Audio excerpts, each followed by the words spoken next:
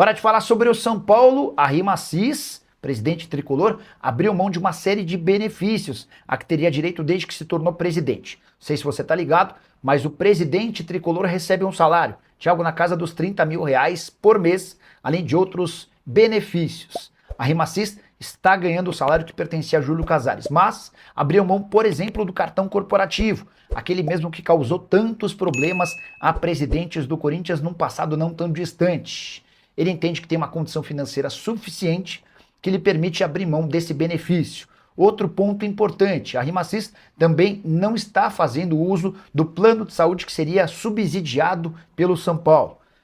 Já mais experiente, para não dizer veterano, velho, a RIMACIS entende que o seu plano de saúde atual já é suficientemente capaz de lhe oferecer boas condições. Enquanto isso, o novo presidente tricolor tem feito uma série de cortes de gastos para tentar fazer com que o São Paulo seja mais eficiente do ponto de vista financeiro. Entre os cortes, sobrou até para a festa de carnaval, que custou no ano passado R$ 300.000. Festa de carnaval dentro do clube social. A festa desse ano custou apenas R$ 30.000. A estimativa é de que o São Paulo de RIMACIS já tenha garantido uma economia de R$ 4 milhões nesse ano, com todos os cortes que incluíram, inclusive, pessoas próximas ao presidente Júlio Casares. Hora de falar sobre Bobadilla e o papo de que o volante paraguaio interessa a clubes do exterior. Nos últimos dias surgiu a notícia de que o Brighton da Inglaterra, o Betis da Espanha e o Como da Itália entraram em contato. Se houve esse contato, não foi com o São Paulo, talvez com os representantes do jogador, porque na manhã dessa quarta-feira conversei com o dirigente tricolor do departamento de futebol e ele assegurou que não existe qualquer sondagem ou proposta pelo Bobadilla. 24 anos de idade, titular absoluto na atual temporada, 11 jogos, 2 gols e uma assistência, um dos gols marcados na vitória contra o Bragantino, que valeu ao São Paulo a classificação para a semifinal do estadual. O jogador foi comprado em 2024 do Cerro Porteño por R$ 10 milhões, que garantiram ao São Paulo 60% do valor de uma venda futura. Esse é um ponto importante. Ainda que exista uma proposta oficial e o São Paulo venda, o tricolor vai ficar com apenas pouco mais da metade da grana. Importante registrar também que o Bobadilla é atleta da seleção paraguaia e disputará a Copa do Mundo, o que pode permitir ao São Paulo uma valorização desse atleta caso seja titular e tenha boa participação nos Estados Unidos, no Canadá e no México. O contrato dele se encerra em dezembro de 2027. Saideira sobre o São Paulo, o tricolor terá algumas ausências importantes contra o Curitiba. Sabino, Danielzinho e Lucas Ramon serão preservados e nem foram relacionados para o confronto contra o Curitiba no Couto Pereira. André Silva, na fase final de recuperação, deve ser liberado apenas para a partida do final de semana contra o Palmeiras. E é sobre o São Paulo que eu quero falar a partir de agora. Pode ser só uma coincidência, mas desde que Júlio Casares renunciou à presidência do São Paulo, o tricolor deslanchou. Nesse momento, semifinalista do Campeonato Paulista e líder do Campeonato Brasileiro. Foram 10 jogos desde o adeus do Casares, com 7 vitórias, 1 empate e 2 derrotas. São Paulo não perde há 8 partidas e vem de 5 vitórias seguidas. Na noite dessa quarta-feira, mesmo usando reservas, São Paulo venceu o Curitiba por 1-0 no Couto Pereira. O gol foi marcado pelo Cauli em cobrança de pênalti. Cauli que acaba de chegar e vem aos pouquinhos garantindo um bom crescimento. Com a vitória em Curitiba, o São Paulo chegou a 10 pontos. Se igualando ao Palmeiras, eles são os líderes da competição nacional. Desses 8 jogos de invencibilidade, o São Paulo tem 7 vitórias e 1 empate. 14 gols marcados e 5 gols sofridos. Gostaria que você usasse o espaço para comentário para avaliar se a saída do Júlio Casares tem a ver com essa sequência positiva ou se foi uma mera coincidência.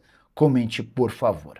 Que história é essa de que o São Paulo abriu conversas para renovar o contrato com o Lucas Moura? O vínculo do atleta se encerra em 31 de dezembro e ele é, de longe, o jogador mais bem pago do elenco depois da saída do Oscar, R$ 1.800.000 por mês. Por que eu me assustei? Porque não vejo motivo nenhum para o São Paulo antecipar essa extensão do contrato. Mas fui buscar informações com gente importante do departamento de futebol do São Paulo.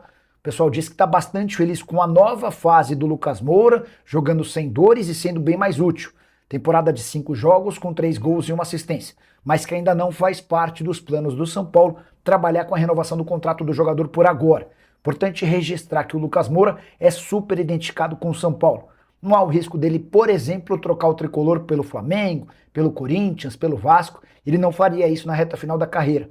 E a expectativa do São Paulo é de que ele mantenha esse nível de atuação para que durante o segundo semestre seja feita a extensão do contrato com um pouquinho mais de convicção sobre a capacidade do Lucas Moura em entregar ou não. Vale a lembrança de que no ano passado ele ficou devendo bastante, tendo jogado cerca de apenas 40% dos jogos.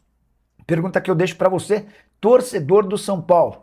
Dá para esperar para renovar esse contrato? Você anteciparia esse acordo ou nem renovaria? Já usa o espaço para comentário e registra a sua opinião, beleza? Bora te contar qual o valor da multa rescisória de Hernan Crespo no São Paulo. Esse valor serve caso ele peça demissão e vá para outro clube, nesse caso o São Paulo recebe o dinheiro, ou se o tricolor decidir dispensar o argentino. A multa prevista é de 4 salários para Hernan Crespo. Ainda há 2 meses de salários para cada um dos membros da comissão técnica. Então, no fim das contas, hoje a multa equivale a mais ou menos 4 milhões de reais. Por que eu estou falando dessa multa do Hernan Crespo? Recentemente a imprensa argentina chegou a especular o Crespo como alvo do River Plate. Não deve acontecer, não houve conversa, não houve avanço nas negociações e o Cudê tem tudo para ser anunciado muito em breve como novo comandante do River Plate. Mas fica de informação para você. Se o São Paulo quiser demitir o Crespo, precisará desembolsar 4 milhões de reais. Se algum clube quiser contratar o Crespo com a anuência do técnico, é o São Paulo quem recebe essa grana. Contrato do Crespo com o tricolor se encerra em 31 de dezembro desse ano. Hora de falar sobre Felipe Coutinho, para onde vai o meio atacante de 33 anos de idade que rescindiu seu contrato com o Vasco nas últimas horas. Ele foi especulado logo de cara no Grêmio. Posso assegurar que conversei com um dirigente gremista, esse dirigente assegurou que não há tratativas. Há quem garanta que o Coutinho passou a seguir o Cruzeiro e estabelecer conversas com Pedro Lourenço, dono da SAF do Cruzeiro. Ninguém no Cruzeiro, pelo menos até agora, confirma tratativas. A ótima relação do Felipe Coutinho com o Neymar fez com que muitos santistas imaginassem que o Coutinho poderia virar reforço do Peixe. Consultei 2 fontes diferentes no Santos, ambas asseguraram que não vai haver negociação. Coutinho foi defendido por torcedores do São Paulo nas redes sociais. O Coutinho tem excelente relação com o Lucas Moura. Se o Lucas Moura entrar em contato, dá para imaginar que a coisa possa até avançar. Mas o São Paulo ainda não tem uma posição oficial sobre contratar ou não o Coutinho, especialmente porque acaba de fechar com outro jogador para essa função, o Cauli, meio atacante como o Coutinho. Para completar, importante registrar que o Coutinho já tem proposta oficial. Essa oferta é do Los Angeles Galaxy, time dos Estados Unidos, que namora a sua contratação desde o fim do ano passado.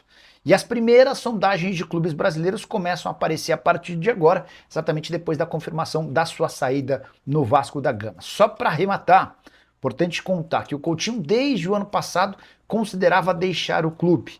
Ele vinha muito incomodado com críticas e vaias de torcedores vascaínos. Isso, para ele, repercutia muito mal, até pela relação que ele tem com o Vasco, é torcedor declarado do clube. O episódio com o Fernando Diniz, discussão no intervalo do jogo contra o Volta Redonda, acabou se tornando meio que uma gota d'água. O Diniz, que sempre defendeu o Coutinho, tinha uma boa relação com ele, acabou discutindo de forma áspera e isso incomodou demais o meia atacante. Fala pessoal, estamos aí com atualizações importantes do São Paulo. Se inscreva e ative o sininho para receber mais atualizações do Tricolor. Deixe seu like que é muito importante para o crescimento do canal. Utilize o espaço aqui embaixo para registrar sua opinião. Ficamos por aqui com mais esse giro de notícias. Um abraço e até o próximo vídeo.